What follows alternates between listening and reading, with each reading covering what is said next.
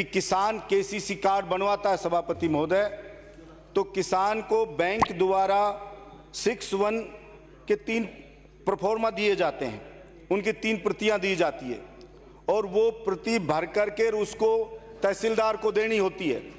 तहसीलदार फिर उस पर नामांतरण खोलने के लिए आदेशित करता है पटवारी को। फिर वो व्यक्ति जाता है पटवारी के पास,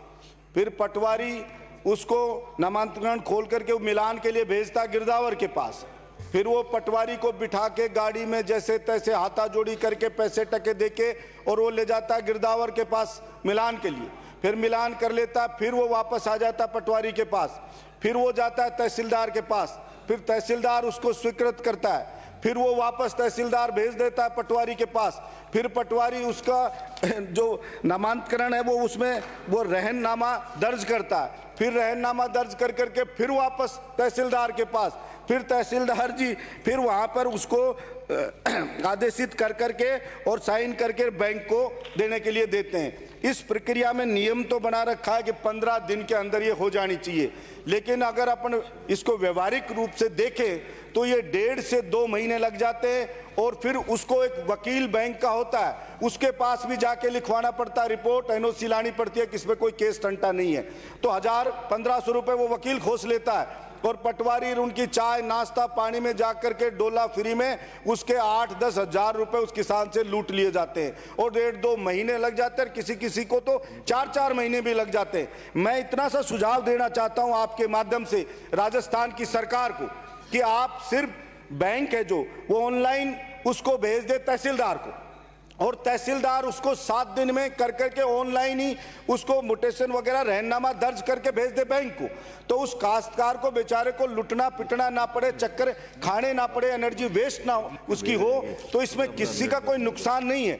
लेकिन मुझे नहीं पता ये क्यों नहीं हो पा रहा है। अभी ये झुंझुनू में एक पायलट प्रोजेक्ट शुरू किया ऐसे ही कि साहब ऑनलाइन बैंक भेज देगा सब रजिस्ट्रार को और वो भेज देगा उस बैंक को, और वो आराम से हो रहा है, अच्छे से हो रहा है। 4 महीने पहले किया, बिल्कुल सक्सेसफुल है। तो मैं चाहूंगा कि इसको पूरे राजस्थान में लागू किया जाए जिससे किसान को राहत मिले। नहीं तो 20,000 रुपए 1 बीघा के ऊपर उसको लोन मिलता है, 2-2 बीघा जमीन है, छोटी छोटी काश्त होगी, 2 बीघा में 40,000 लोन मिलता है, 8-10 हज़ार लुटेरे उसका लूट लेते हैं, तो कुछ मिलता नहीं है और उस आदमी को इतना ज्यादा हरेसमेंट होता है, किसान का इतना ज्यादा अपमानित होता है वो किसान, इसलिए उससे राजस्थान की सरकार बचाए, ये मैं आशा रखता हूं। सभापति महोदय कि देश आजाद हुआ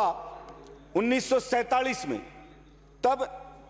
सेटलमेंट विभाग द्वारा सर्वे करवाया गया आबादी का कि आबादी कहां कहां है। अब आप अंदाजा लगाइए कि हम लोग चुन चुन के आ रहे हैं, हमसे पहले 7-7 बार के हमारे आए हुए